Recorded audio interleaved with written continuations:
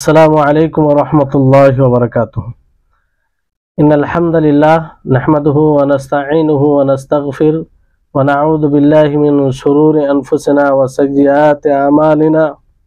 من يهده الله فلا مضل له ومن يضلله فلا هادي له، وأشهد أن لا إله إلا الله وحده لا شريك له، وأشهد أن محمدا عبده ورسوله. أما بعد، رب اشرح لي صدري ويسر لي أمري واحلل عقدة من لساني يفقهوا قولي. رب زدني علما رب زدني علما.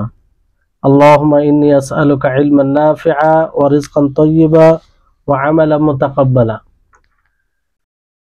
সম্মানিত আজকের ক্লাসে উপস্থিত দিনপ্রেমী সুপ্রিয় ভাই সকল ও সম্মানিতা বোন,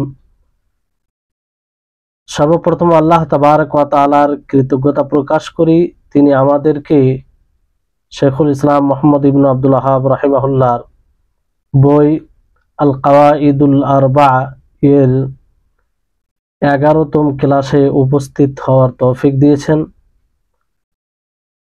তারপরে আমাদের সকলের প্রাণপ্রিয় নবী করিম মুহাম্মদ মুস্তাফা সাল্লাল্লাহু আলাইহি ওয়াসাল্লাম, ওনার উপরে অসংখ্য শান্তির ধারা বর্ষিত হোক।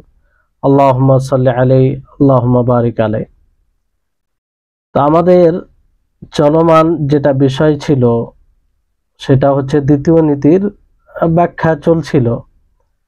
আর পূর্বের ক্লাসে যে কথা চলমানে আমাদের ক্লাস সমাপ্তি ঘটেছিল সেটা হচ্ছে যে মানুষ যত আল্লাহ তাবারক ওয়া তাআলার কালামকে নিয়ে গবেষণা করবে, তার অর্থকে অনুধাবন করবে, ততটাই সে তাওহীদ শিরকের মধ্যে পার্থক্য করতে সক্ষম হবে, ঈমান কুফরের মধ্যে পার্থক্য করতে সক্ষম হবে এবং আল্লাহ তাবারক ওয়া তাআলা জন্য সেগুলোই সাব্যস্ত করবে যেটা তার উপযোগী, যেটা আল্লাহ তাআলা কোরআনে বলেছেন এবং তার রাসূল হাদিসে বলেছেন।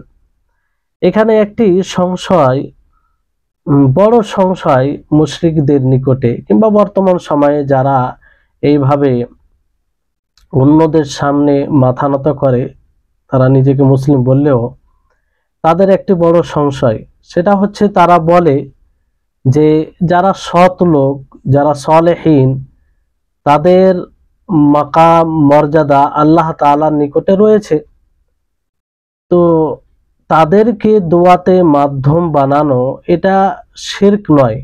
মূর্তি যেভাবে মূর্তির পূজা করে, মূর্তির সম্মান করে কিংবা মূর্তির কাছে সে কাজগুলো করে যেভাবে শিরক করা হয় সেই মতো এটা শিরক নয়। তাদের এটা ধারণা যে সালেহীন, যারা সৎ লোক, আউলিয়া, তাদের তো একটা আল্লাহর নিকটে মাকাম রয়েছে, ফলে তাদেরকে ওয়াসিলা বানানো এটা শিরক নয়। তো এই বিষয়টি ভালোভাবে বুঝতে হবে, কারণ এই ধারণা ভিত্তিতেই অনেক শিরক দুনিয়াতে হয়, যেটা আমরা প্রত্যক্ষ করি। রাসূল, যতগুলো রাসূল দুনিয়াতে এসেছেন, সকল রাসূল গণেই মাখলুকের মধ্যে সর্বোত্তম, সর্বসম্মানিত। তিনারা আল্লাহ তাআলার প্রেরিত রাসূল। আল্লাহ তাআলা তাদেরকে হেদায়েতের সাথে এবং হক দ্বীনের সাথে প্রেরণ করেছেন, যাতে তারা সেই দ্বীনকে, আল্লাহ তাআলার প্রদত্ত দ্বীনকে মানুষের নিকটে পৌঁছে দেয়। ফলে মানুষ সেই আল্লাহর ইবাদত করে যে আল্লাহ তাআলা তাদেরকে প্রেরণ করেছেন। যেমন আল্লাহ তাআলা সূরা নিসার 165 নম্বর আয়াতে বলেন, রুসুলাম মুবাশশিরিনা ওয়া মুনযিরিনা লিআল্লা ইয়াকুনা লিন-নাসি আলাল্লাহি হুজ্জাতুম বা'দার রুসুল, যে রাসূল যারা সুসংবাদদাতা, সুসংবাদ দেয় এবং সতর্ককারী, যাতে মানুষের জন্য আল্লাহর উপর হুজ্জত হয়। এই জন্য আল্লাহ তাআলা রাসূলগণ পাঠিয়েছেন, রাসূলগণ প্রেরণ করেছেন। শেখুল ইসলাম ইবনে তাইমিয়া রাহিমাহুল্লাহ তিনি বলেন যে আল্লাহ তাবারক ওয়া তাআলার দ্বীন সেটাই যেই দ্বীন সহ আল্লাহ তাআলা রাসূলগণকে পাঠিয়েছেন, যেই দ্বীন আল্লাহ তাআলা কিতাবে নাজিল করেছেন, কিতাব রূপে আল্লাহ তাআলা নাজিল করেছেন। আর আল্লাহ তাবারক ওয়া তাআলা রাসূলগণকে মাধ্যম সাব্যস্ত করেছেন কিসের জন্য? সেটা আল্লাহ এবং তার মাখলুকের মাঝে এটা মাধ্যম এই জন্য যাতে তারা আল্লাহ তাবারক ওয়া তাআলার পয়গাম, আল্লাহ তাআলার আদেশ এবং আল্লাহ তাআলার নিষেধ, আল্লাহ তাআলার বার্তা, আল্লাহ তাআলার ওয়াদা, আল্লাহ তাবারক ওয়া তাআলার ধমক মানবের নিকটে পৌঁছে দেয়। এই ক্ষেত্রে আল্লাহ তাবারক ওয়া তাআলা রাসূলগণকে তার এবং মাখলুকের মাঝে ওয়াস্তা মাধ্যম বানিয়েছেন। বাকি আল্লাহ তাবারক ওয়া তাআলা মাখলুককে মানে খালিকের ইবাদতে তাদেরকে মাধ্যম বানায়নি। মাধ্যম বানানো থেকে এটা মানে তার নাফি করা হয়েছে। আর আম্বিয়া ও রসুলগণও এটা তারা বিভিন্নভাবে এর নাফি করেছেন কিংবা বলেছেন যে তারা মূলত আল্লাহর ইবাদতে ওয়াস্তা নয়, না আল্লাহ তাআলার ইবাদতে তারা ওয়াস্তা মাধ্যম, না আল্লাহ তাআলার সহযোগিতা চাইতে গিয়ে তারা মাধ্যম হবে, না আল্লাহ তাআলার কাছে দোয়া করতে গিয়ে তাদেরকে মাধ্যম বানানো যাবে, না আল্লাহ তাবারক ওয়া তাআলার উপরে ভরসা করতে গিয়ে তাদেরকে মাধ্যম বানানো যাবে। এক কথায় একমাত্র আল্লাহরই ইবাদত করতে হবে, তার উপরেই ভরসা করতে হবে, তার কাছেই দোয়া করতে হবে, কারণ তিনি ব্যতীত কেউ রব নেই, তিনি ব্যতীত কোনো স্রষ্টা নেই, তিনি ব্যতীত কোনো ইলাহ, উপযুক্ত ইলাহ, সৎ ইলাহ, হক ইলাহ নেই। তাহলে এইভাবে যারা দলিন মানে পথভ্রষ্ট তারা এটাকেই মানে সাফাতে শিরকে পরিণত করেছেন। অর্থাৎ তারা বলল, তারা ধারণা করে যে সালেহিনদের আল্লাহর নিকটে মাকাম রয়েছে, মর্যাদা রয়েছে, তো আল্লাহর নিকটে সরাসরি শাফাত চাওয়া যাবে না। এখানে তারা ফাসিদ অনুমানকে খালিকের উপরে মানে ফিট করলো, মানে কিয়াস করলো মাখলুককে খালিকের উপরে। যেমন যেটা থেকে আল্লাহ তাআলা পবিত্র, যেমন দুনিয়াতে যতগুলো বাদশাহ রয়েছে কিংবা উঁচু পদে রয়েছে, তো তাদের কাছে কোনো প্রয়োজন থাকলে সরাসরি তাদেরকে বলা হয় না, বরং সেই বাদশাদের নিকটে যারা মাকাম রাখে, যারা সম্মানিত, তাদেরকে বলা হয় এবং তারা সেই বাদশাকে কিংবা সেই উঁচু পদের লোককে বলে, ফলে তাদের সুপারিশে তাদের কথা শুনে। তো তারা বলল যে অনুরূপভাবে আল্লাহ তাবারক ওয়া তাআলা তিনি এমন এক সত্তা, আমরা গুনাহগার, আমরা পাপী, তো আমরা সরাসরি আল্লাহ তাআলাকে কিভাবে বলবো? তো এই যে সালেহীন রয়েছে, সৎ লোক রয়েছে, আম্বিয়া, ফারিস্তা, আমরা তাদেরকে সুপারিশ বানাবো? যেহেতু তারা অনেক সৎ লোক, আমরা পাপী, তারা গিয়ে সুপারিশ করবে, তাদের সুপারিশে আল্লাহ তাআলা আমাদেরকে ক্ষমা করবেন কিংবা আমাদের উপরে দয়া করবেন। তো এইভাবে এই উম্মতের মধ্যে পূর্বের সময়ে কিংবা এই শরীয়তের পূর্বে আর বর্তমান সময়ে এই অনুমান, এই কিয়াসের ফলেই দিনকে পরিবর্তন করে ফেলেছে। এমনকি মানুষ যে সূর্যের ইবাদত করে, অনেকগুলো মানুষ চন্দ্রের ইবাদত করে, এই অনুমান করেই, এই ফাসিদ অনুমান, ফাসিদ কিয়াস করে। এজন্য শাইখুল ইসলাম ইবনে তাইমিয়া রাহিমাহুল্লাহ তিনি খুব গুরুত্বপূর্ণ কথা বলেন এটারই ব্যাখ্যা করতে গিয়ে, যে আম্বিয়া, যতগুলো আম্বিয়া এসেছেন, রসুলগণ এসেছেন, তারা হচ্ছে মাখলুক এবং খালিকের মাঝে মাধ্যম। কিন্তু কোন দিক দিয়ে? তারা এই দিক দিয়ে মাধ্যম যে তারা আল্লাহর বার্তা, আল্লাহর হুকুম, আল্লাহর নিষেধ, আল্লাহর ওয়াদা, আল্লাহর ওয়াঈদ, সেগুলো মানবের নিকটে পৌঁছে দেবে। কারণ আল্লাহ তাবারক ওয়া তাআলা সরাসরি মানুষকে বলেন না, আল্লাহ তাআলা জিবরিল আলাইহিস সালাম দ্বারাতে নবীগণের ওপরে ওহী করেছেন, আর সেই ওহী রাসূলগণ মানবের নিকটে পৌঁছে দিয়েছেন। তো এই হিসাবে তারা মাধ্যম হয় তাবলীগে, আল্লাহর বার্তাকে পৌঁছাতে গিয়ে। আর সেই সব খবর পৌঁছাতে গিয়ে মানবের নিকটে যে সব খবর তার নামের ব্যাপারে রয়েছে, তার গুণের ব্যাপারে রয়েছে, তার ফারিস্তাগণ, তার আরশের ব্যাপারে রয়েছে, এবং বিগত দিনে যা হয়েছে, আগামীতে যা হবে, যেগুলো আল্লাহ তাআলা খবর দিয়েছেন সেগুলো বিষয়ে তাদেরকে আল্লাহ তাআলা মাধ্যম বানিয়েছেন মানবের নিকটে এইসব জিনিস পৌঁছানোর জন্য। কিন্তু তারা মখলুক যে ইবাদত করবে আল্লাহ তাআলার, এই বিষয়ে তারা মাধ্যম নয়। না আল্লাহ তাআলা তাদেরকে রুজি দিবেন তাতে তারা মাধ্যম আম্বিয়া, যে আল্লাহর কাছে রুজি চাইতে হলে তাদেরকে মাধ্যম বানাতে হবে। না কোনো মানুষকে, কোনো মখলুককে জীবিত করতে গিয়ে তাদেরকে মাধ্যম বানানো যাবে না, কাউকে মরণ দিতে গিয়ে কাউকে মাধ্যম বানানো যাবে। আল্লাহ তাআলা সরাসরি এগুলো করেন।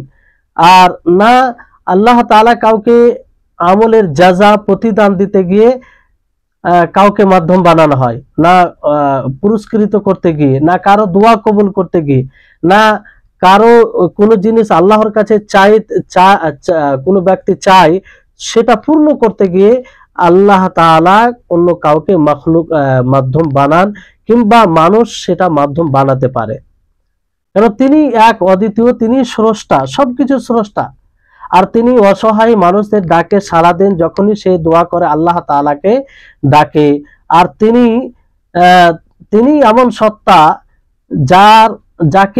যার কাছে চাইতে হবে, কারণ তিনি আসমান ও জমিনের মালিক।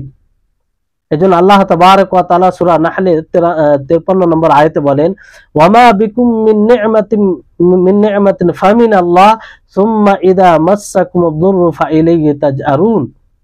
যে তোমাদের উপরে তোমরা যতগুলো নেয়ামত পেয়েছো সবগুলো আল্লাহ তাআলার পক্ষ থেকে, এটা অন্য কারো পক্ষ থেকে নয়।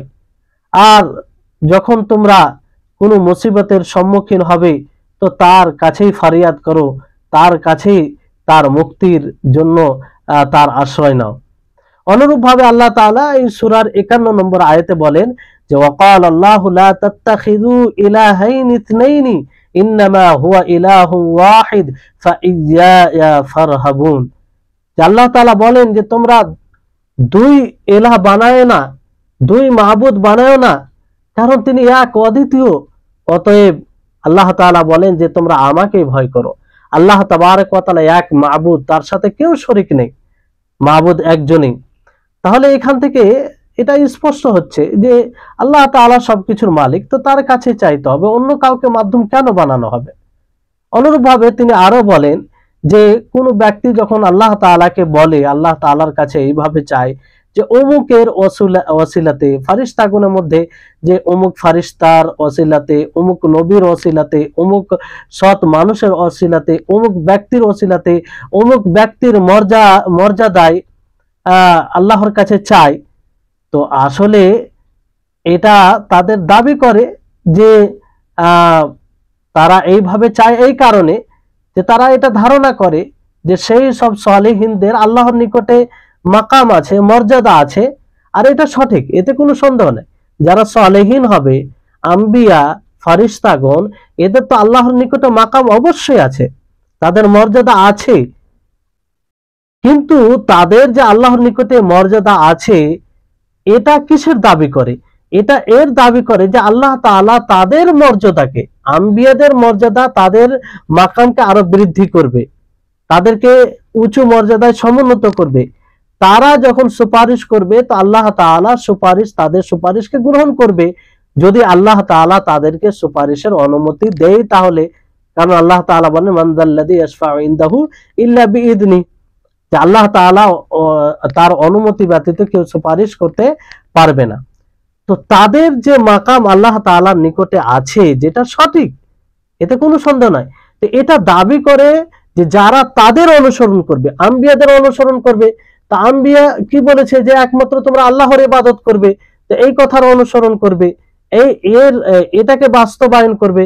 কিংবা যারা আল্লাহর দাসত্বের জন্য যেসব পথ তৈরি করে গেছেন, আম্বিয়া বলেন, সালেহিন বলেন, শরীয়ত অনুযায়ী, তাহলে সেটার যারা অনুসরণ করবে,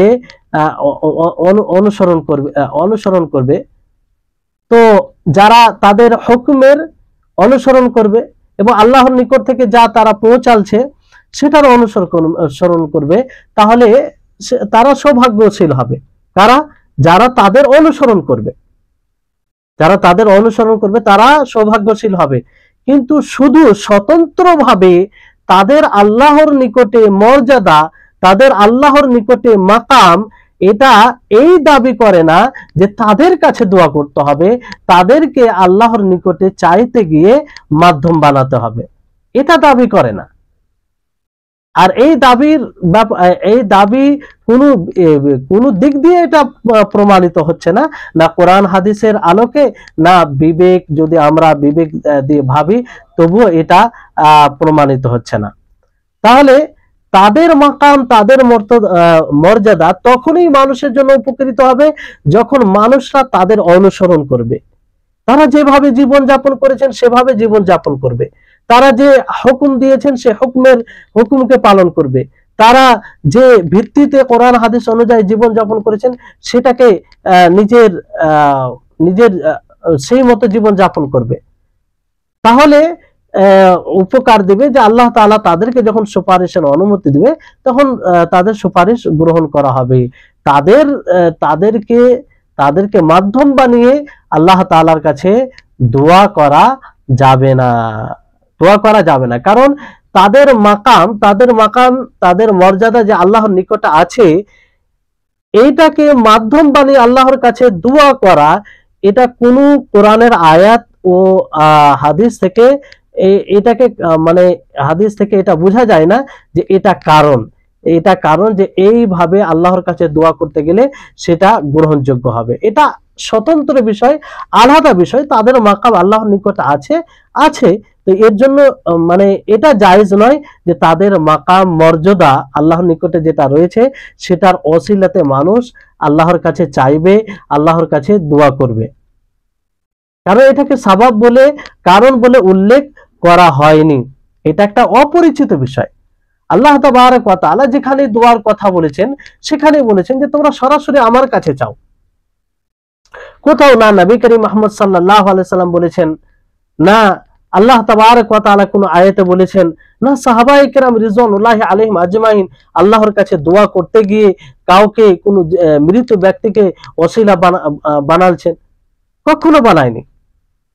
এজন্য আল্লাহ তাবারক ওয়া তাআলা বলেন যে কুলিদউল লাযীনা যাআমতুম মিন দুনিল্লাহি লা ইয়ামলিকুনা মিসকালা যাররাতিন ফিস সামাওয়াতি ওয়ালা ফিল আরদি ওয়ামা লাহুম ফীহিমা মিন শিরকিন ওয়ামা লাহু মিনহুম মিন যাহির ওয়ালা তানফাউ শাফাআতু ইনদাহু ইল্লা লিমান আযিনা লাহু। এই আয়াতের একাধিক ভাবে পূর্বে মানে আলোচনা করা হয়েছে। হে নবী, আপনি বলুন যে আল্লাহ ব্যতীত তোমরা যাদেরকে ডাকো তারা এই জমিনে অনুপরিমাণ কিছু শক্তি রাখে না, মালিক নয়, আর না এই আসমান ও জমিন সৃষ্টিতে তারা অংশীদার, না তার সহযোগী, আর শাফাত তার নিকটে কোনো কাজে আসবে না, কোনো উপকার আসবে না, হ্যাঁ ওই ব্যক্তির জন্য যার জন্য আল্লাহ তাআলা অনুমতি দিবেন। তাহলে আম্বিয়া বলেন, ফারিস্তাগণ বলেন, সালেহীন বলেন, এদের যদিও মাকাম আল্লাহর নিকটে আছে, কিন্তু এই মাকাম, এই মর্যাদা মানুষ যে দোয়া করবে তা এই মাকাম মর্যাদার ওসিলায় এটা কোনো উপকৃত বিষয় নয়, বরং এটা এক প্রকার শিরক হবে। কেন শিরক হবে? কারণ আল্লাহ তাবারক ওয়া তাআলা দুয়াতে এটাকে মানে ওসিলার কারণ বানায়নি, না রাসূল সাল্লাল্লাহু আলাইহি সাল্লাম কোনো হাদিসে এটা কারণ হিসাবে উল্লেখ করেছেন। তাহলে এটা স্পষ্ট যে মাখলুক সে কোনো জিনিসের মালিক নয়, না আল্লাহ তাবারক ওয়া তাআলার মালিকানায় সে শরীক, না আল্লাহ তাআলার সহযোগী। তো শাফাত কার নিকটে রয়েছে? আল্লাহ তাআলার নিকটে রয়েছে। তো শাফাত তখনই এটা উপকৃত হবে যখন আল্লাহ তাবারক ওয়া তাআলার অনুমতি হবে। এই জন্য শাফাত কার কাছে চাইতে হবে? আল্লাহ তাআলার কাছে চাইতে হবে। তো এই শাফাত চাইতে গিয়ে আমরা কোনো শাফাতের জন্য কোনো মাখলুককে ওয়াসিলা বানাবো, এটা তো কোরআন বিরোধী, এটা কোরআন বিরোধী। আর আপনি পুরো কোরআন ও হাদিস অধ্যয়ন করেন, বুঝতে পারবেন যে না এটা কোনো নবী থেকে, না কোনো রাসূল থেকে, না কোনো সাহাবী থেকে এটা প্রমাণিত। এজন্য শাইখুল ইসলাম ইবনে তাইমিয়া রাহিমাহুল্লাহ বলেন যে দুয়াতে অন্য কাউকে ওসিলা বানানো কিংবা শাফাতের জন্য অন্য কারো কাছে চাওয়া, অন্য নৈকট্য লাভ করা, এটা মুসলিমদের ধর্ম নয়, আর না কোনো রাসূলের এটা ধর্ম, রাসূলের কোনো শিষ্টাচার। এই ধরনের বিষয় আম্বিয়াদের মধ্যে কোনো নবী এরকম পদ্ধতি তৈরি করেনি যে তারা মৃত সালেহিনদের কাছে চাইবে, অনুপস্থিত ব্যক্তিদের কাছে চাইবে, ফারিস্তাগণের কাছে দোয়া করবে, আর না তাদের কাছে শাফাআত চাইবে। এটাই হচ্ছে মূলত শিরকের জড়, শিরকের মূল এটা। এই জন্য মুশরিকরা যাদেরই ইবাদত করত তাদের ব্যাপারে এই ধারণা রাখতো যে এরা সুপারিশ করবে, এরা আমাদের জন্য সুপারিশ। আল্লাহ তাআলা বলেন সূরা ইউনূসের 18 নম্বর আয়াতে যে ওয়ায়াবুদুনা মিন দুনিল্লাহি মা লা ইয়াদুররুহুম ওয়া লা ইয়ানফাউহুম ওয়া ইয়াকুলুনা হাউলাই শুফাআউনা ইনদাল্লাহ, যে তারা আল্লাহ ব্যতীত এমন জিনিসের ইবাদত করে না যারা না তাদের ক্ষতি করতে পারে না উপকার করতে পারে, আর তারা বলে এরা আমাদের আল্লাহর নিকটে সুপারিশ। সম্মানিত উপস্থিতিগণ, আপনারা একটু ভেবে দেখুন যে ঠিক এই ধারণাই বর্তমান সমাজে যারা অলিদের কাছে অলিদের সম্মান করে, ও সম্মান বলতে অলিদের নামে জবাই করে, অলিদের কবরে গিয়ে, মানে তাদের ধারণায় যেটা অলি, বাস্তবে অলি হতেও পারে, তো তাদের কবরে গিয়ে সাজদা করে, মানত করে, চাদর চড়ায়, সেখানে অবস্থান করে, সেখানে তাজিম উদ্দেশ্যে নীরব থাকে। তাহলে এগুলো করে তাদেরকে আপনি জিজ্ঞাসা করলে তারা এই কথাই বলবে যে আমরা পাপী, আমরা গুনাহগার, আমরা অনেক গুনাহ করি, আমরা কি করে সরাসরি আল্লাহ তাআলাকে ডাকতে পারি। তো ঠিক মুশরিকিনদের এই ধারণা ছিল। তো তাদের আর এদের মধ্যে পার্থক্যটা কি হলো? কি পার্থক্য রইল? কিসের ভিত্তিতে তারা করে এগুলো?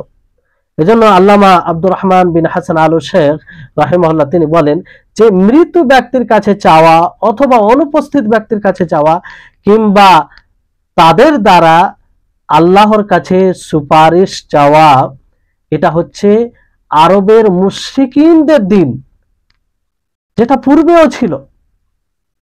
আল্লাহ তাবারক ওয়া তাআলা এই জন্য রাসূলগণকে পাঠিয়েছেন এর বিরোধিতা করার জন্য এবং তাদেরকে এক আল্লাহর দিকে দাওয়াত দেওয়ার জন্য, যে তারা যেন আল্লাহর কাছেই দোয়া করে, আল্লাহর কাছেই তারা আল্লাহকেই ভয় করে, তারা আল্লাহর কাছেই সহযোগিতা চায়। যে সব কথাগুলো পূর্বের আয়াত থেকে আপনারা বুঝতে পারছেন। আর আল্লাহ তাআলা কঠোর ভাবে ধমক দিয়েছেন যারা আল্লাহ ব্যতীত অন্য কাউকে ডাকে, অন্য কাউকে সুপারিশ হিসেবে গ্রহণ করে, আল্লাহ তাআলা তাদেরকে কঠোর ভাবে ধমক দিয়েছেন। যেমন আল্লাহ তাআলা বলেন সাইয়্যিদুল মুরসালিন, যিনি আম্বিয়াদের সর্দার, যিনি সর্বোত্তম নবী, তাকে সম্বোধন করে তার অধিকারে তার ব্যাপারে আল্লাহ তাআলা বলেন কুল ইন্নামা আদউ রাব্বি ওয়ালা উশরিকু বিহি আহাদা কুল ইন্নী লা আমলিকু লাকুম দাররা ওয়ালা রাশাদা। আল্লাহ তাআলা বলেন হে নবী আপনি বলুন যে আমি আল্লাহ তাআলাকে ডাকি, আমি আমার রবকে ডাকি, ওয়ালা উশরিকু বিহি আহাদা, আমি তার সাথে কাউকে শরীক করি না। তো সাইয়্যিদুল আম্বিয়া তিনি যদি আল্লাহ তাআলাকে ডাকেন তো আমাদেরকে কাকে ডাকতে হবে? সেই আল্লাহকে ডাকতে হবে। লাকাদ কানা লাকুম ফি রাসূলিল্লাহি উসওয়াতুন হাসানা, নবী করিম মুহাম্মদ সাল্লাল্লাহু আলাইহি সাল্লামের জীবনী আমাদের সকলের জন্য উত্তম আইডিয়াল, উত্তম নমুনা। তারপর আল্লাহ তাআলা বলেন যে কুল আপনি বলুন যে ইন্নী লা আমলিকু লাকুম দাররা ওয়ালা রাশাদা, যে আমি তোমাদের না উপকারের কোনো মালিক না অপকারের মালিক। একটু চিন্তা করুন যে যিনি সাইয়্যিদুল আম্বিয়া, যিনি আফজালুল আম্বিয়া, যিনি দুনিয়াতে সর্বসম্মানিত, আখিরাতে সর্বসম্মানিত, তিনি বলছেন, আল্লাহ তাআলা ঘোষণা করতে বলছেন যে আপনি বলুন যে আমি তোমাদের জন্য নাফা নোকসানের মালিক নয়। তো নবী সাল্লাল্লাহু আলাইহি সাল্লাম যদি মালিক না হয় তাহলে অন্য কোনো ব্যক্তি কি করে হতে পারে? তা আপনি যখন অন্য কাউকে নাফা নোকসানের মালিক মনে করছেন, যে নাফা নোকসানের মালিক মানে কি? অনেকেই ভাবে যে আমার এই ওলি আমাকে বিপদ থেকে উদ্ধার করবে, আমার অমুক বরকত হবে, এটা সেটা নানা রকম তাদের ধারণা থাকে। তাহলে তাদের কথা, তাদের আমল অনুযায়ী হয় আল্লাহ তাবারক ওয়া তাআলার এই বাণী মিথ্যা, নাউজুবিল্লাহ, না হয় তারা মিথ্যা। দুটোর মধ্যে একটা হবে, এর মধ্যে কোনো রাস্তা নেই। আল্লাহ তাআলা ঘোষণা করাচ্ছেন নবীর দ্বারা যে আপনি বলুন যে আমি নাফা নোকসানের মালিক নয়, আমি উপকার অপকারের মালিক নয়।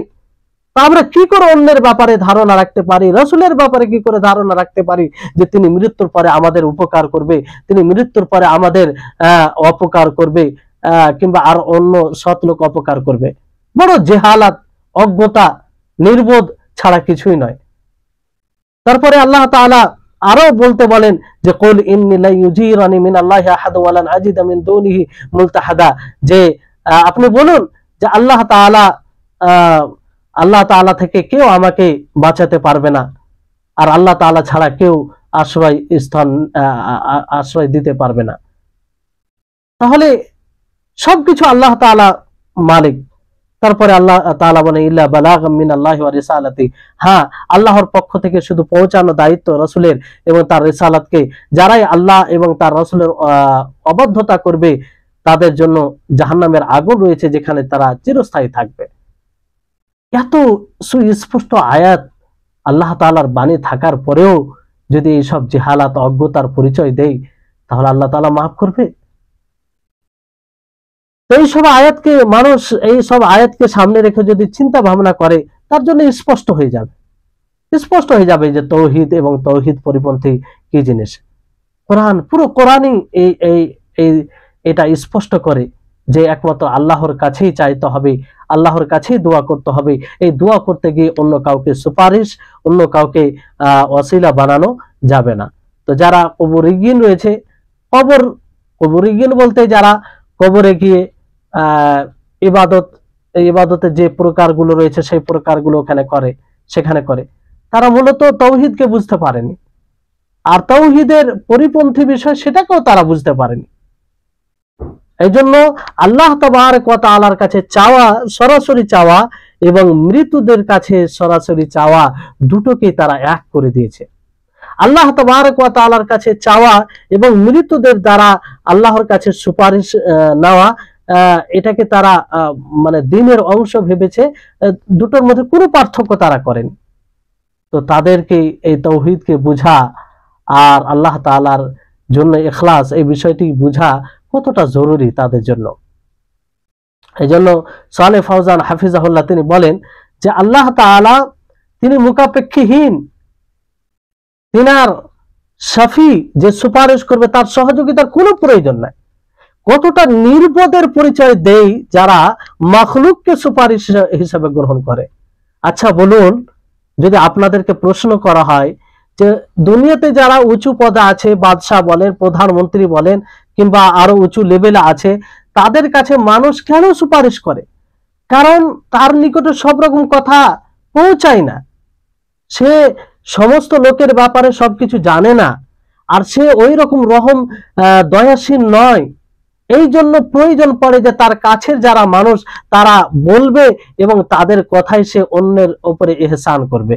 আর ইহসান করতে গিয়ে তার পার্থিব স্বার্থ থাকে, যদি তাদের কথা না শুনে তাহলে তাকে হয়তো আগামীতে সমর্থন করবে না। তো আল্লাহ তাবারক ওয়া তাআলার জন্যই ওই অনুরূপ ভাবে সুপারিশ মাখলুককে গ্রহণ করে।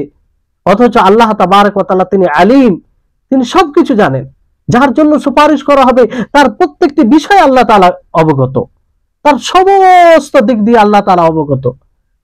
আর আল্লাহ তাবারক ওয়া তাআলা তিনি মানুষের জন্য কল্যাণ চান, মানুষের উপরে অতি দয়াশীল, পিতা মাতার চেয়ে অধিক গুণে তিনি দয়াশীল, যার কোনো আমরা সীমাবদ্ধ করতে পারি না।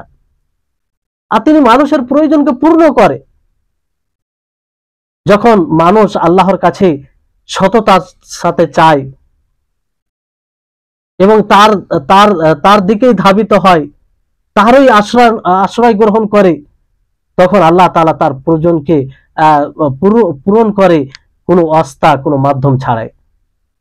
তাহলে বলুন, এক প্রকার সুপারিশ গ্রহণ করে, এক প্রকার মাখলুককে সুপারিশ বানিয়ে আল্লাহ তাআলাকে ছোট করে, নাউজুবিল্লাহ, আল্লাহ তাআলাকে ত্রুটি মুক্ত নয়, ত্রুটি যুক্ত মনে করে।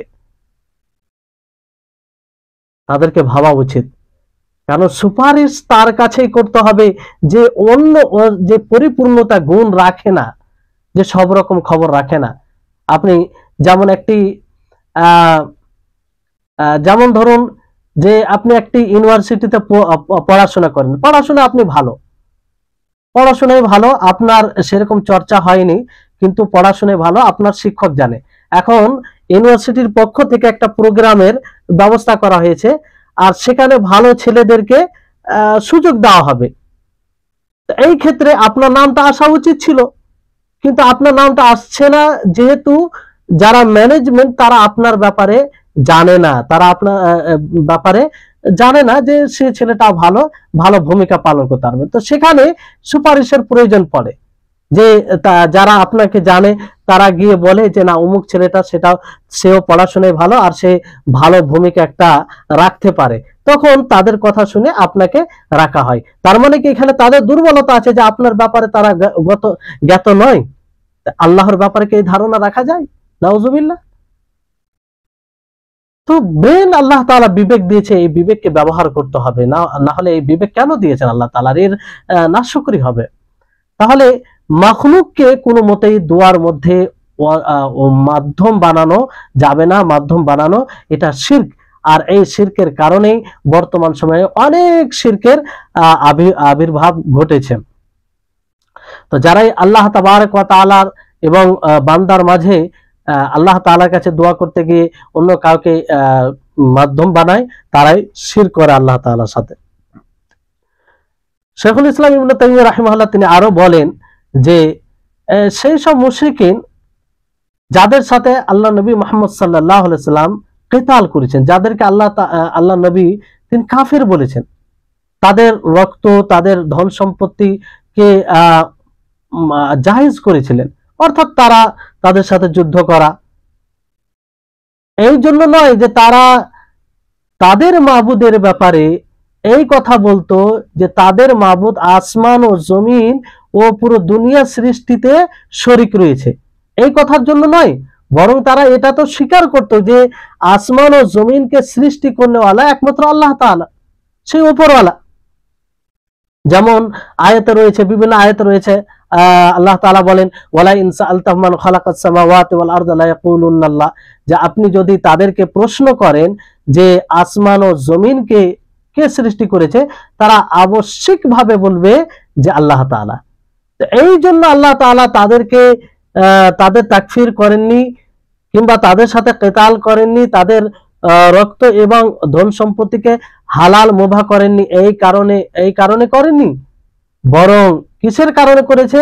তারা আল্লাহর সাথে শিরক করেছে, দোয়া করতে গিয়ে অন্য কাউকে শরীক করেছে, অন্য কাউকে মাধ্যম বানিয়েছে, আল্লাহর ইবাদতে অন্য কাউকে শরীক করেছে। ফলে তাহলে তাদের ইবাদত, তাদের মাবুদের, তাদের দোয়া তাদের মাবুদের নিকটে, এবং তাদের মাবুদকে কিংবা তাদের নিকটবর্তী লোককে মাধ্যম, ওসিলা, সুপারিশ বানানো, এটা এমন একটি পথ যে এই পথে চলবে সে মুশরিক হবে। সে কি হবে? সে মুশরিক হবে। আর এটা এমন একটা শিরকি কাজ, যদি যারা এই শিরকি কাজ করে তাদের নিকটে যদি সঠিক দাওয়াত পৌঁছে যায়, তাদেরকে বলা হয় যে এটা শিরক, এটা মুশরিকিনদের কালচার, তারপরে তারা এর উপরে অব্যাহত থাকে, তো ইসলামিক রাষ্ট্র হলে তাদেরকে হত্যা করা জরুরি হয়ে যায়, যদি দ্বীনের নাম দিয়ে এগুলো করে। আর তাদেরকে মুসলিমদের কবরস্থানে দফন করাও জায়েজ হবে না, না তাদের নামাজে জানাজা পড়া জায়েজ হবে। তো হ্যাঁ, ওই ব্যক্তি যার নিকটে দাওয়াত পৌঁছায়নি, সে জানেই না, সে প্রকৃত তাওহীদকে বুঝেনি, কেউ পৌঁছানোর কোনো মাধ্যমও তার কাছে আসেনি, কিংবা কোনোভাবে সে জানতে পারেনি, তাহলে তার উপরে কুফর, তাকে কাফের বলা যাবে না। কিন্তু যদি এই ধরনের লোক থাকে, দ্রুত তাকে দাওয়াত পৌঁছাতে হবে, বুঝাতে হবে যে না, এটা দ্বীন নয়, এটা সম্পূর্ণ দ্বীন বিরোধী কাজ। এজন্য এর উপরে আমাদেরকে জোর দেওয়া উচিত, বিশেষ করে যারা দায়িত্বশীল শাসক, তাদেরকে আরো জোর দেওয়া উচিত যে সব জায়গায় মানুষ প্রকৃত দ্বীনকে বুঝতে অক্ষম, দ্বীন পরিপন্থী বিষয়কে দ্বীন ভেবে রেখেছে, তাদেরকে সচেতন করা, তাদেরকে সঠিক পথে নিয়ে আসা এবং তারা যাতে হেদায়েতের পথে আসে সেই ব্যবস্থা করা, এটা জরুরি হয়ে যায় সাধারণ মানুষের জন্য, এবং বিশেষ করে যারা দায়িত্বশীল রয়েছে তাদের উপরে আরো বেশি জরুরি হয়ে যায়। তো এই শাফাআত, যে শাফাআতের জন্য মানুষ অন্য কাউকে মাধ্যম বানায়, আল্লাহর মাখলুকের মধ্যে কাউকে, সেই ফারিস্তা হতে পারে, নবী হতে পারে, কোনো সৎ বান্দা হতে পারে, তো এটা আসলে এই শাফাআত একমাত্র এই করে শাফাআত পাবে না, বরং এই শাফাআতের সেই ব্যক্তি পাবে এই শাফাআত যে আল্লাহর জন্য তাওহীদকে খালিস করবে, এক আল্লাহর জন্যই ইবাদত করবে। এই জন্য আবু হুরায়রা রাদিয়াল্লাহু তাআলা আনহু থেকে বর্ণিত, তিনি বলেন যে আমি বললাম, ইয়া রাসূলুল্লাহ, মান আসআদুন নাসি বিশাফাআতিকা ইয়াউমাল কিয়ামা, যে কিয়ামত দিবসে আপনার শাফাআত দ্বারা কে সৌভাগ্যশীল হবে, কে শাফাআত পাবে। তখন আল্লাহ নবী বলেন যে লাকাদ জানানতু ইয়া আবা হুরায়রা আল্লা ইয়াসআলানি আন হাযাল হাদিস আহাদুন আওলা মিনকা, যে আমি ধারণা করি হে আবু হুরায়রা যে এর পূর্বে, তোমার পূর্বে, মানে এর পূর্বে কেউ এই ধরনের প্রশ্ন আমাকে করেনি, তো তোমার হিরস, আগ্রহ আছে। তখন আল্লাহ নবী বলেন যে আসআদুন নাসি বিশাফাআতি ইয়াউমাল কিয়ামা মান ক্বালা লা ইলাহা ইল্লাল্লাহ খালিসাম মিন কলবিহি, যে আমার শাফাআত দ্বারা মানুষের মধ্যে সৌভাগ্যশীল ব্যক্তি সে হবে কিয়ামত দিবসে যে লা ইলাহা ইল্লাল্লাহ অন্তর থেকে ইখলাসের সাথে পড়বে, সে শাফাআতের লায়ক হবে। তো এই লা ইলাহা ইল্লাল্লাহ ইখলাসের সাথে পড়া মানে কি, যে একমাত্র আল্লাহর জন্য ইবাদত করবে, তাকেই ইবাদতের উপযুক্ত মনে করবে, ইবাদতের কোনো প্রকারকে আল্লাহ ব্যতীত অন্য কারোর জন্য করবে না, ইবাদত বলতে আল্লাহর জন্য খালিস করবে, সে এই সুপারিশের হকদার হবে। নবী করিম মুহাম্মদ সাল্লাল্লাহু আলাইহি ওয়াসাল্লামের সুস্পষ্ট হাদিস। তো যারা দোয়া করতে গিয়ে, যেটি অন্যতম একটি ইবাদত, এই দোয়া করতে গিয়ে মাধ্যম বানায়, অন্য কাউকে সুপারিশ হিসাবে মেনে নেয়, তো তারা কি করে আল্লাহ নবীর সুপারিশ পাবে এই হাদিস অনুযায়ী? এখানে আরেকটি বিষয়, যে যারা এই ধারণায় মাখলুককে সুপারিশ মনে করে যে তারা আল্লাহর নিকটে এক মাকাম, মর্যাদা রয়েছে, ফলে তাদেরকে সুপারিশ হিসাবে তাদের নৈকট্য লাভ করে। তো এই হাদিসে আবু হুরায়রা রাদিয়াল্লাহু তাআলা আনহু তিনি যে জিজ্ঞাসা করলেন, আল্লাহ নবী কি বলতে পারতেন না যদি এটা জায়েজ হতো, এটা যদি সঠিক হতো, তারা যেভাবে মাখলুককে সুপারিশ বানায়, তাহলে অবশ্যই আল্লাহ নবী বলতেন যে দেখো, তোমাদের মধ্যে যে সৎ লোক, যে ভালো লোক, তাকে তোমরা সুপারিশ হিসাবে মানবে, তাহলে তোমরা আমার সুপারিশ পাবে, কিংবা আল্লাহ তাআলা সুপারিশের অনুমতি দিবে। এরকম কথা বলতে পারতেন, কিন্তু বলেছেন কি না, বরং আল্লাহ নবী মুহাম্মদ সাল্লাল্লাহু আলাইহি ওয়াসাল্লাম বলেন যে মান ক্বালা লা ইলাহা ইল্লাল্লাহ খালিসাম মিন কলবি, যে হৃদয় থেকে ইখলাসের সাথে লা ইলাহা ইল্লাল্লাহ পাঠ করবে, ইখলাসের সাথে, অর্থাৎ লা ইলাহা ইল্লাল্লাহ পাঠ করবে, তাকে স্বীকার করবে, তার দাবি সমূহ পূর্ণ করবে, তাকে ইবাদতের উপযুক্ত মনে করবে। এই জন্য যারা তাওহীদবাদী, যারা মুখলিস বান্দা, তারা আল্লাহর নবীর শাফাআতের বেশি হকদার হবে। তারা আল্লাহ ব্যতীত অন্য কারো ইবাদত করবে না, আল্লাহ ব্যতীত অন্য কারো উপরে আশা ভরসা রাখবে না, না প্রকৃত ভরসা অন্য কারো কাছে রাখবে, বরং আল্লাহর উপরে ভরসা রাখবে। না কোনো মাখলুকের কাছে দোয়া করবে, না কোনো ফারিস্তার কাছে দোয়া করবে, না কোনো মানুষের কাছে দোয়া করবে, না কোনো নবীর কাছে দোয়া করবে, না কোনো সৎ বান্দা ওলিদের কাছে দোয়া করবে, না আর অন্য কারো কাছে দোয়া করবে। তো এরাই হবে নবী করিম মুহাম্মদ সাল্লাল্লাহু আলাইহি সাল্লামের শাফাআতের বেশি হকদার, যারা তাওহীদবাদী হবে।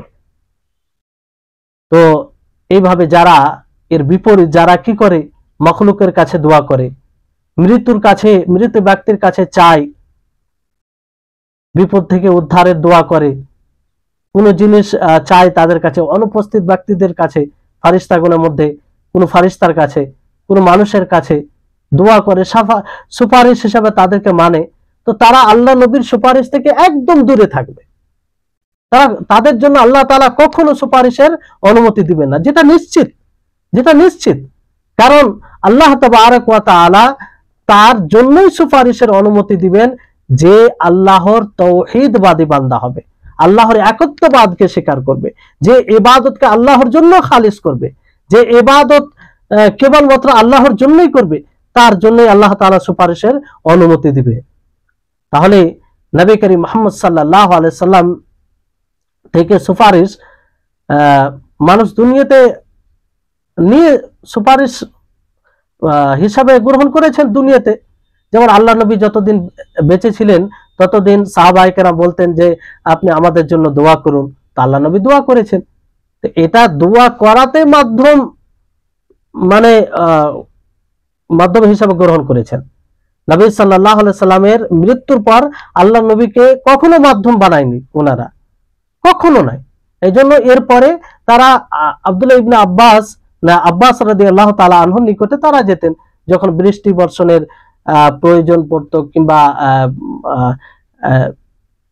অনাবৃষ্টি হতো, তখন তারা যেত আর বৃষ্টি বর্ষণের জন্য দোয়া করার কথা বলতেন। তাহলে এখান থেকে বোঝা যাচ্ছে যে নবী করিম মুহাম্মদ সাল্লাল্লাহু আলাইহি সাল্লামের জীবদ্দশায় তারা এই নবী সাল্লাল্লাহু আলাইহি সাল্লামকে বলতো, কিন্তু মৃত্যুর পরে আল্লাহ নবীকে সুপারিশ হিসাবে কিংবা ওয়াসিলা নিত না। এই হচ্ছে বিষয়। তো যারা কবরের পাশে গিয়ে বিভিন্ন প্রকারের ইবাদত করে, দোয়া বলেন আর সুপারিশ হিসাবে তাদেরকে গ্রহণ করেন, তাদেরকে ওয়াসিলা হিসাবে গ্রহণ করে, তো আসলে এই সুপারিশ আল্লাহর অনুমতি প্রাপ্ত সুপারিশ নয়, বরং এটা শিরকিয়া সুপারিশ, শিরকি সুপারিশ, এটা শিরক। আর যে এই শিরক করবে তার বিশাল বড় একটা অজ্ঞতা, জেহালাত, সে যদি জেনেও এটা করে আর অবহেলা থাকে জানতে গিয়ে, তাহলে সে চিরস্থায়ী জাহান্নামী হবে। কারণ এটা বড় শিরক, যে শিরক করার কারণে মানুষ ইসলাম থেকে বের হয়ে যায়। তো এই হচ্ছে বিষয়। এই জন্য আল্লামা মুহাম্মদ বিন ইব্রাহিম আলু শেখ রাহিমাহুল্লাহ তিনি বলেন যে মুশরিকিন তারা সুপারিশের যে কারণটা আল্লাহ তাআলা উল্লেখ করেছেন, রাসূল সাল্লাল্লাহু আলাইহি সাল্লাম স্পষ্ট করেছেন, সেটাকে তারা নষ্ট করে ফেলেছে এবং তার পরিপন্থী বিষয়কেও তারা নষ্ট করেছে এবং তার বিরোধিতা করেছে। অর্থাৎ আল্লাহ তাবারক ওয়া তাআলা সুপারিশ গ্রহণের যেটা কারণ হিসাবে উল্লেখ করেছেন, নবীদের উপরে ঈমান আনা এবং নবীগণ যে শরীয়ত ছেড়ে গিয়েছেন সেই শরীয়তকে বাস্তবায়ন করা, এটাই হচ্ছে সুপারিশ গ্রহণ করার অন্যতম কারণ। কিন্তু এটাকে তারা ছেড়ে দিয়ে প্রত্যাখ্যান করে কি করেছে, আউলিয়াদেরকে, নবীদেরকে ওয়াসিলা নেওয়া, নবীদেরকে সরাসরি সুপারিশ মনে করা। আসলে এটা কারণ নয়। তারপরে মুশরিকিন তারা এটাই ধারণা রাখতো যে আম্বিয়া এবং সালেহিনদের কাছে দোয়া করেই তারা সুপারিশ পাবে, যার নাফি, যার প্রতিবাদ কোরআনে করা হয়েছে এবং আল্লাহ তাবারক ওয়া তাআলা এটা স্পষ্ট করেছেন যে সবকিছু তার হাতে, আসমান ও জমিনের মালিকানা তার হাতে, এবং যেটা মুসবিতা মানে প্রমাণিত শাফাত, সেই শাফাত সেটাও উল্লেখ করেছেন। কিন্তু সেই শাফাত বুঝতে এই মুশরিকিনরা কিংবা যারা এই ধরনের শিরক করে তারা বুঝতে অক্ষম, তারা প্রকৃত সুপারিশকে বুঝতে পারেনি কোরআন হাদিসে। এই জন্য তারা বড় জেহালাত, অজ্ঞতায় রয়েছে। তারা দুইটি শাফাতের মধ্যে পার্থক্য করে না, যে একটি শাফাতে মুসবাতা ইতিবাচক শাফাত, যে শাফাত আল্লাহর অনুমতি প্রাপ্ত, আর একটি শাফাত যেটি থেকে নিষেধ করা হয়েছে শিরকি শাফাত, দুটোর মধ্যে তারা পার্থক্য করে না। ফলে এই ধারণাতে তারা অনেক শিরক করে থাকে। আর তারা এটাও ভুলে যায় যে ইবাদতে অনেক প্রকার রয়েছে, সেই প্রকারগুলো ইবাদত এবং ইবাদতের যতগুলো প্রকার রয়েছে সমস্ত প্রকার আল্লাহ তাবারক ওয়া তাআলার জন্যই হতে হবে। আর বিশেষভাবে দোয়া তো একটি স্বতন্ত্র ইবাদত।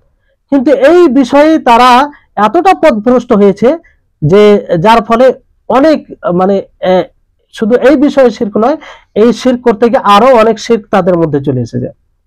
বাস এটা বলে শেষ করব যে আল্লাহ তাবারক ওয়া তাআলা যেমন সূরা ফুরকানে ৭৭ নম্বর আয়াতে বলেন যে দোয়াটি একটি স্বতন্ত্র ইবাদত। আল্লাহ তাআলা বলেন যে কুল মা ইয়াবাউ বিকুম রাব্বি লাউলা দুআউকুম ফাকাদ কাযাবতুম ফাসাউফা ইয়াকুনু লিজামা, যে তোমরা যদি আল্লাহর কাছে দোয়া না করো আল্লাহ তাআলা তোমাদের কোনো পরোয়া করে না। আল্লাহ তাআলা বলছে হে নবী আপনি বলুন যে আমার রব আমার প্রতিপালক তোমাদের কোনো পরোয়া করে না যদি তোমরা দোয়া না করো তার কাছে, আর তোমরা মিথ্যা আরোপ করো তাহলে তোমাদের জন্য শাস্তি রয়েছে। তাহলে এখানে দোয়া যদি আল্লাহর নিকটে না করা যায় তো আল্লাহর কোনো পরোয়া নেই, আল্লাহর কোনো অসুবিধা নেই, কিন্তু তারা কি হবে? শাস্তির সম্মুখীন হবে, কারণ এই দোয়াটি হচ্ছে ইবাদত।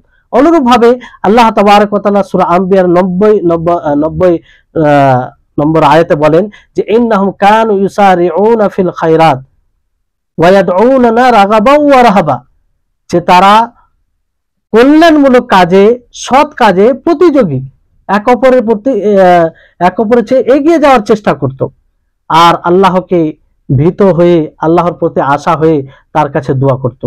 তাহলে এটা প্রশংসা করে আল্লাহ তাআলার বলা, তার মানে এটি আল্লাহর পছন্দনীয় একটা আমল, যে পছন্দনীয় ইবাদত। তো এই দোয়াটি একটি স্বতন্ত্র ইবাদত, ওই জন্য এই দোয়া একমাত্র আল্লাহর জন্য হতে হবে। এতে কাউকে মাধ্যম বানানো যাবে না। যেমন আপনি সালাত পড়তে গিয়ে কাউকে মাধ্যম বানান না, যেমন আপনি হজ করতে গিয়ে স্বতন্ত্র ইবাদতে আপনি কাউকে মাধ্যম বানান না, যেমন আপনি সিয়াম সাধনা করতে গিয়ে রোজা রাখতে গিয়ে অন্য কাউকে আপনি মাধ্যম বানান না, অনুরূপ ভাবে দোয়াটি হচ্ছে একটি স্বতন্ত্র ইবাদত, যেটি অন্যতম ইবাদত, যে ইবাদতের অনেক মর্যাদা রয়েছে, যে ইবাদতে একাধিক ইবাদত একত্রিত হয়ে যায়, সেই ইবাদত খালিস আল্লাহ তাবারক ওয়া তাআলার জন্য হতে হবে। তো যাই হোক, ইনশাআল্লাহ আগে কিছু এর সাথে সম্পৃক্ত কিছু কথা রয়েছে, তারপরে আমরা ধাপে ধাপে ইনশাআল্লাহ এগিয়ে যাব।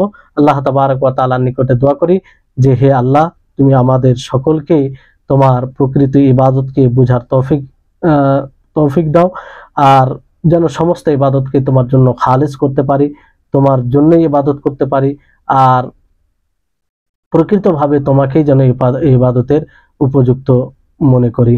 ওয়া আখিরু দাওয়ানা আলহামদুলিল্লাহি রাব্বিল আলামিন। আসসালামু আলাইকুম ওয়া রাহমাতুল্লাহি ওয়া বারাকাতুহু।